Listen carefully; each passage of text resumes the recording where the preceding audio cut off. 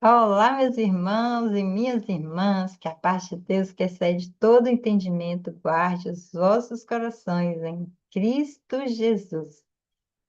Fidelidade no culto constrói destinos públicos. Gênesis 39 nos revela que, biblicamente, Deus não promove quem impressiona, mas quem permanece fiel quando ninguém está vendo. Pegue aí sua Bíblia e vamos à leitura.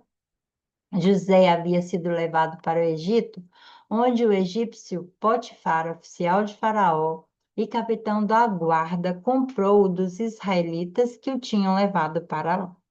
O Senhor estava com José de modo que este prosperou e passou a morar na casa do seu senhor egípcio. José era atraente e de boa aparência. Quando este percebeu que o Senhor estava com ele e que o fazia prosperar em tudo o que realizava, agradou-se de José e tornou-o administrador de seus bens. Potifar deixou a seu cuidado a sua casa e lhe confiou tudo o que possuía. Desde que o deixou cuidando de sua casa, todos os seus bens, o Senhor abençoou a casa do egípcio por causa de José. A bênção do Senhor estava sobre tudo que Potifar possuía, tanto em casa como no campo. Assim, deixou ele aos cuidados de José tudo o que tinha, e não se preocupava com coisa alguma, exceto com sua própria comida. E depois de certo tempo, a mulher de seu senhor começou a cobiçá-lo e o convidou: Venha deitar-se comigo. Mas ele se recusou e lhe disse: Meu senhor não se preocupa com coisa alguma de sua casa, e tudo que tem deixado aos meus cuidados. Meu senhor não se preocupa com coisa alguma de sua casa, e tudo que tem deixou aos meus cuidados. Ninguém desta casa está acima de mim. Ele nada me negou, a não ser a senhora, porque é a mulher dele. Como poderia eu, então, cometer algo tão perverso e pecar contra Deus? Assim, embora ela insistisse com José dia após dia, ele se recusava a deitar-se com ela e evitava ficar perto dela. Um dia, ele entrou na casa para fazer suas tarefas e nenhum dos empregados ali se encontrava. Ela o agarrou pelo manto e voltou a convidá-lo. Vamos, deite-se comigo. Mas ele fugiu da casa, deixando o manto na mão dela. Quando ela viu que, ao fugir, ele tinha deixado o manto em sua mão, chamou os empregados e lhe disse: Vejam, este hebreu nos foi trazido para nos insultar. Ele entrou aqui e tentou abusar de mim, mas eu gritei. Quando me ouviu gritar por socorro, largou seu manto ao meu lado e fugiu da casa. Ele conservou o manto consigo, ela conservou o manto consigo até que o senhor de José chegasse à casa. Então, repetiu-lhe a história. Aquele escravo hebreu que você nos trouxe aproximou-se de mim para me insultar. Mas quando gritei por socorro, ele largou seu manto ao meu lado e fugiu. Quando seu senhor ouviu que a sua mulher lhe disse, foi assim que o seu escravo me tratou, ficou indignado. Mandou buscar José e lançou-o na prisão em que eram postos os prisioneiros do rei. José ficou na prisão, mas o Senhor estava com ele e o tratou com bondade, concedendo-lhe a simpatia do carcereiro. Por isso, o carcereiro encarregou José de todos os que estavam na prisão, e ele se tornou responsável por tudo que sucedia. O carcereiro não se preocupava com nada do que estava a cargo de José, porque o Senhor estava com José e lhe concedia de bom êxito em tudo que realizava. Nesse texto, nós vemos José chegando ao Egito como escravo, sendo comprado por Potifar. E uma frase se destaca: o Senhor era com José. Mesmo longe da família, da promessa visível, da proteção paterna, o texto repete uma verdade central. O Senhor era com José. José prospera, mas ele enfrenta tentação, injustiça, prisão. Então, este capítulo ensina que a presença de Deus não nos isenta de provas, mas nos sustenta nas provas.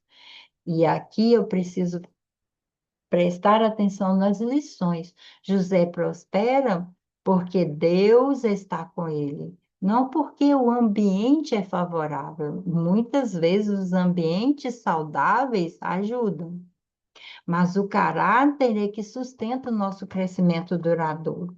É o caráter que nos faz prosperar.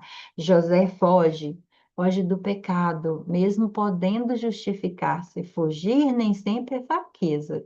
Às vezes é maturidade espiritual e emocional. Maturidade para entender que ele precisa ir para realmente não pecar. Ele escolhe ser íntegro. A integra, esse lugar de ser íntegro custou a ele muito caro, né? Ele escolhe a verdade, mas ele vai para a prisão. Então, fazer o certo nem sempre te traz recompensa, nesse momento, agora, mas pode preservar sua alma. Mesmo preso, ele continua prosperando. A injustiça não anula o favor de Deus em relação a José.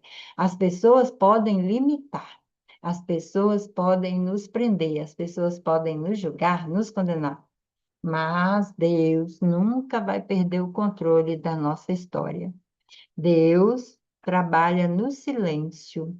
Deus não fala nesse capítulo, mas ele age o tempo todo. O silêncio de Deus não é ausência, é uma contribuição invisível na vida de José. Então, nós precisamos entender tudo isso para trabalhar isso para a nossa vida. Se pergunte, como é você quando ninguém está te olhando? Que limite você precisa para fortalecer sua vida hoje? Você prefere agradar as pessoas ou preservar sua consciência diante de Deus? É entender esses lugares na nossa vida. E aqui eu trago essa sementinha, ação prática. Reavalie seus limites emocionais, reavalie seus limites espirituais. Decida previamente o que você não vai negociar. Ore pedindo força para permanecer íntegro, mesmo sob pressão. Então, Deus usa o oculto para preparar o que vai ser público na vida de José. Vamos orar?